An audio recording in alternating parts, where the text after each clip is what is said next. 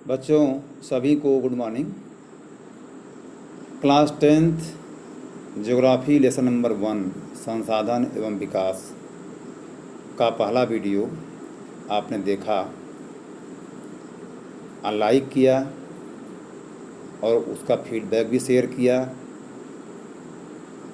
जिसको जानकर मुझे बहुत खुशी हुई कि मेरे बच्चे विषम परिस्थितियों में भी परिश्रम करके पढ़ाई कर रहे हैं। बच्चों, आज हम लोग इसी चैप्टर का दूसरा भाग पढ़ेंगे, जानेंगे, जिसके अंतर्गत हम लोग भारत में भूमि उपयोग प्रतिरूप, भूमि निम्नीकरण के कारण और उसके संरक्षण के उपाय को जानेंगे। तो सबसे पहले जो है कि भारत में भूमि उपयोग प्रतिरूप को प्रभावित करने वाले कारक कौन से हैं। तो भूमि के उपयोग को प्रभावित करने वाले दो प्रमुख कारक हैं, एक है भौतिक कारण और दूसरा है मानवीय कारक। तो भौतिक कारकों में भू आकृति यानी किसी भी क्षेत्र की बनावट, वहाँ की भूमि की बनावट कैसी है, मैदानी भूमि है, पर्वतीय है, पठारी है, उबड़ खाबड़ है, कैसी है। और जलवायु ठंडी है, गर्म है, अधिक वर्षा होती है, कम वर्षा होती है, और मृदा के प्रकार। तथा मानवीय कारकों में जनसंख्या का घनत्व, यानी वहाँ पर जनसंख्या का घनत्व कैसा है, लोग अधिक संख्या में निवास करते हैं कि कम संख्या में निवास करते हैं। तो अधिक संख्या में निवास करेंगे तो निश्चित रूप पर भूमि उपयोग का प्रतिरूप दूसरा होगा। कम संख्या में लोग रहते हैं तो उसका उपयोग अलग होगा। प्रौद्योगिकी क्षमता, टेक्नोलॉजी जो है हमारे पास कैसी है, किस क्षेत्र में, संस्कृति और परंपराएं। प्यारे बच्चों, भारत का कुल जो क्षेत्रफल है वह 32.8 लाख स्क्वायर किलोमीटर है, लेकिन भूमि उपयोग प्रतिरूप के आंकड़ों की बात करते हैं तो सिर्फ 93% ही आंकड़े हमारे पास उपलब्ध हैं। तो निश्चित तौर पर कुछ क्षेत्र ऐसे होंगे जहां के भूमि उपयोग के आंकड़े हमारे पास नहीं हैं, उसका सर्वेक्षण अभी तक नहीं हो पाया है हमारे देश में। तो इसमें जो है यदि देखेंगे तो उत्तर पूर्वी भारत में असम को छोड़कर बाकी सभी क्षेत्रों के भूमि उपयोग के आंकड़े उपलब्ध नहीं हैं। जम्मू और कश्मीर में पाकिस्तान और चीन अधिकृत क्षेत्रों की बात आती है तो वहाँ के भी भूमि उपयोग प्रतिरूप की जानकारी या आंकड़े हमारे पास उपलब्ध नहीं हैं। बच्चों, आप के लिए एक इसमें प्रश्न है, जैसा कि आपने पिछले वीडियो में देखा था कि 1960 और 261 और 2008 to 9 यानी 1960 से लेकर 2009 के बीच शुद्ध बोए गए क्षेत्र और वनों के अंतर्गत भूमि में बहुत ही सीमित परिवर्तन आया है। तो इसका क्या कारण हो सकता है? आपने पहला वीडियो देखा होगा तो निश्चित तौर पर सोचा भी होगा। तो इसका यदि सिंपल सा अर्थ या उत्तर दिया जाए तो यही हम कह सकते हैं कि इसमें बहुत कम बढ़ोतरी हुई है।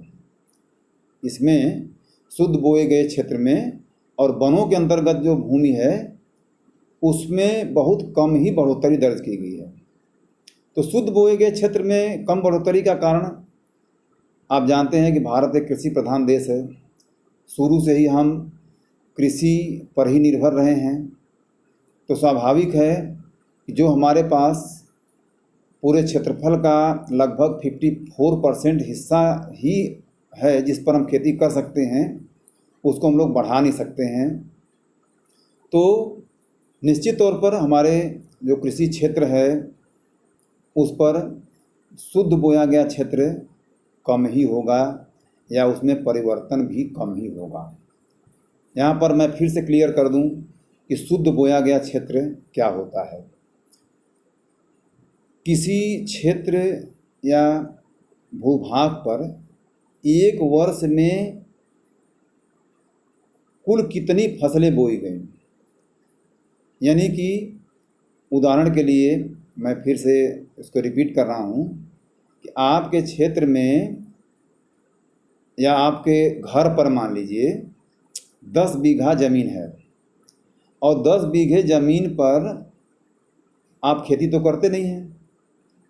हो सकता है कि आप 9 बीघा ज़मीन पर ही खेती करते हैं, तो आपके लिए शुद्ध बोया गया जो क्षेत्र है वो 9 बीघा ही होगा। तो इसी प्रकार से देश के लिए भी लागू होता है, भारत के लिए भी लागू होता है कि 54% हिस्से पर ही खेती हो सकती है, लेकिन वास्तव में कितने परसेंट भूभाग पर एक वर्ष में फसल बोई जाती है। हो सकता है वो 40% हो या 45% हो। जितने प्रतिशत भूभाग पर एक वर्ष में एक बार खेती की जाएगी उसको हम लोग शुद्ध बोया गया क्षेत्र कहेंगे। और जहाँ तक वनों की बात आती है तो वनों का प्रतिशत भी पहले की तुलना में तो बढ़ा है। सरकार और लोग पर्यावरण को लेकर जागरूक हुए हैं, लेकिन बढ़ती हुई जनसंख्या की आवश्यकताओं को ध्यान में रखते हुए और दूसरी तरफ औद्योगिक विकास के कारणों से या परिवहन और संचार के विस्तार के कारणों से, ये तमाम ऐसे कारण हैं जिससे कि हमारे वन क्षेत्र में भी जितनी उम्मीद की जाती है बढ़ोतरी की उतनी नहीं हो पाई। अब बच्चों एक और प्रश्न है कि जो शुद्ध बोया गया क्षेत्र है तो यह भी हर राज्य में अलग अलग इसका प्रतिशत पाएंगे। जैसे कि पंजाब और हरियाणा है तो इसमें 80% भूमि पर खेती होती है, जबकि अरुणाचल प्रदेश है, मिजोरम है, मणिपुर है, अंडमान निकोबार है, यहाँ पर 10% से भी कम क्षेत्र पर भूमि पर खेती होती है। तो ऐसा क्यों है, क्यों इन राज्यों में कम है और क्यों जो है कि पंजाब और हरियाणा में ज़्यादा है। तो पंजाब और हरियाणा एक मैदानी क्षेत्र है। मैंने बताया आपको कि भूमि का उपयोग प्रतिरूप भू आकृति यानी भूमि की बनावट पर निर्भर करता है। तो पंजाब और हरियाणा जो है मैदानी क्षेत्र हैं, यहाँ की मृदा उपजाऊ है, यहाँ जल की भी उपलब्धता है, इसलिए यहाँ पर 80% भूभाग पर खेती की जाती है। जबकि अरुणाचल प्रदेश, मिजोरम, मणिपुर, अंडमान निकोबार, ये सब जो ऐसे प्रदेश हैं जहाँ की भू आकृति ठीक नहीं है, वहाँ पर वनों का क्षेत्र अधिक हो सकता है, लेकिन वहाँ पर कृषि कम ही की जा सकती है, क्योंकि वो क्षेत्र जो है ऊबड़ खाबड़ है, मैदानी नहीं है, वहाँ की मृदा उतनी उपजाऊ नहीं है। अब वनों की भी बात जब आई तो हम लोगों को ये भी जान लेना चाहिए कि इकोलॉजिकल बैलेंस के लिए, पारिस्थितिक संतुलन के लिए, इकोसिस्टम के लिए हमारे देश में जो वनों का आवरण है वो 33% होना चाहिए, लेकिन यह जो है कि नियर अबाउट 22% ही है। तो इसको बढ़ाने के लिए हमारे देश में राष्ट्रीय वन नीति 1952 में निर्धारित की गई थी और हम लोग उत्तरोत्तर इस दिशा में प्रयास कर रहे हैं। बच्चों हम लोग अब भूमि निम्नीकरण की भी बात करेंगे। भूमि निम्नीकरण आपका अगला टॉपिक है, इसको भी देखिए। भूमि निम्नीकरण में आपको पता है कि भूमि एक महत्वपूर्ण संसाधन है और हमारी 95% हम चाहे जितना विकास कर लें, उद्योग के क्षेत्र में कर लें, शिक्षा के क्षेत्र में कर लें, किसी भी क्षेत्र में विकास कर लें, लेकिन भूमि के बिना हमारी ज़रूरतें पूरी नहीं हो सकती हैं। भोजन, मकान, कपड़ा, एवरीथिंग, सब कुछ, सारी आवश्यकताएं जो हमारी हैं उसका 95% ज़रूरतें भूमि से ही पूरी होती हैं। और आपके देश में, भारत में लगभग 13 करोड़ हेक्टेयर भूमि निम्नीकृत हो गई है। यानी भूमि का 13 करोड़ हेक्टेयर निम्नीकरण हो गया है। अब यहाँ पर आप थोड़ा सा ये भी समझ लीजिए कि भूमि निम्नीकरण का मतलब क्या हुआ। भूमि के निम्नीकरण का मतलब है कि भूमि का कृषि के अयोग्य हो जाना, यानी उसकी गुणवत्ता में कमी आना, उसमें कटाव होना और वह खेती के लिए अयोग्य हो जाए, तो उसे हम लोग भूमि निम्नीकरण कहते हैं। और आप देखेंगे कि 28% भूमि निम्नीकृत वनों के अंतर्गत है और 56% क्षेत्र यानी भूमि जल के द्वारा अपर्दित है। अपर्दित का मतलब कट रही है, धीरे धीरे जो है उसका कटाव हो रहा है और उसका निम्नीकरण बढ़ता जा रहा है। तो इस निम्नीकरण का मुख्य कारण क्या है? वनोन्मूलन, वनों की कटाई, अति पशुचारण और औद्योगिक विकास के लिए खनन कार्यों में वृद्धि, ये जो है कि भूमि निम्नीकरण के प्रमुख कारण हैं। लेकिन इसमें एक बात आप और देखेंगे कि हर क्षेत्र में एक ही कारण लागू नहीं होता है, बल्कि हर राज्य में आप देखेंगे कि इसके अलग अलग कारण हैं। जैसे कि झारखंड है, छत्तीसगढ़ है, मध्य प्रदेश है और उड़ीसा है। ये ऐसे राज्य हैं जहाँ पर कि खनिज पाए जाते हैं। तो यहाँ भूमि का निम्नीकरण किस कारण से होगा? खनन के कारण से होगा। इसी प्रकार से राजस्थान है, मध्य प्रदेश है और महाराष्ट्र है, तो यहाँ पशुधन अधिक होता है और लोग जो है कि अति पशुचारण करते हैं, जिसके कारण से यहाँ पर भूमि का निम्नीकरण होता है।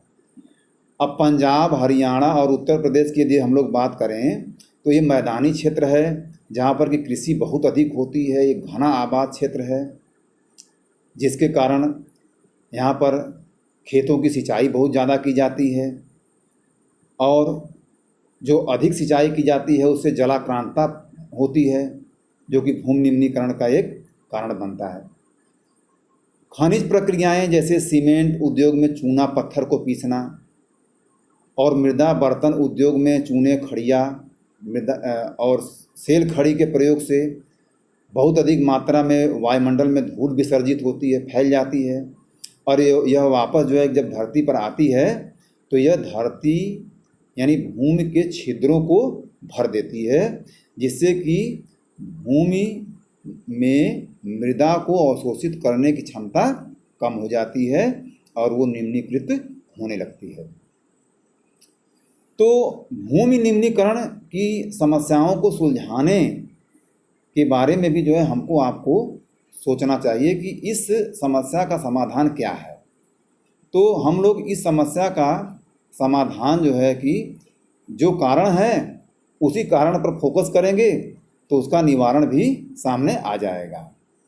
जैसे कि वनोन्मूलन, वनों का विनाश, अति पशुचारण, यदि ये भूमि निम्नीकरण के कारण है तो हम लोग वनों का विनाश न करके यदि वनारोपण करें, एफॉरेस्टेशन करें, वृक्षारोपण करें और पशुओं को की चराई को कम करें, बल्कि उनके लिए जो है कि खेतों में जो है कि चारा उगा करके उनको खिलाएं, तो निश्चित तौर पर जो है भूमि का निम्नीकरण कम हो जाएगा।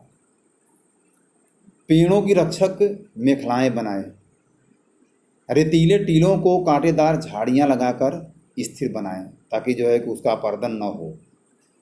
बंजर भूमि है तो बंजर भूमि के उचित प्रबंधन, खनन पर नियंत्रण करके, औद्योगिक जल को परिष्कृत करके हम लोग भूमि के निम्नीकरण को कम कर सकते हैं। और ना ही इससे जो है भूमि का निम्नीकरण कम होगा, बल्कि जो हमारा इकोलॉजिकल सिस्टम है वो भी बैलेंस होगा, संतुलित होगा। अब हम लोग आते हैं अगली टॉपिक पर, ये मृदा संसाधन। मृदा संसाधनों को भी देखते हैं। मृदा क्या है? तो पृथ्वी की सबसे ऊपरी परत को हम लोग मृदा कहते हैं, जो कि पौधों के विकास के लिए ज़रूरी है। अब पौधों में हमारी फसलें भी हो सकती हैं, वृक्ष भी हो सकते हैं, बहुत सारी चीज़ें हो सकती हैं। और मृदा जो है वो पृथ्वी पर विभिन्न प्रकार से जीवों का पोषण करती है, इसलिए मृदा को एक जीव तंत्र भी माना गया है। मृदा संसाधन नवीकरणीय संसाधन निश्चित तौर पर है, लेकिन इसके निर्माण की दर क्षय की दर से बहुत ही कम है। यानी जिस गति से मृदा का कटाव हो रहा है, मृदा नष्ट हो रही है, उसकी गति बहुत ज़्यादा है और इसका निर्माण जो है बहुत धीरे धीरे होता है। अब आप समझ गए होंगे कि मृदा संसाधन कितना महत्वपूर्ण है। कुछ सेंटीमीटर गहरी मृदा बनने में लाखों वर्ष लग जाते हैं, लेकिन उसको नष्ट होने में महीनों भर भी नहीं लगते हैं।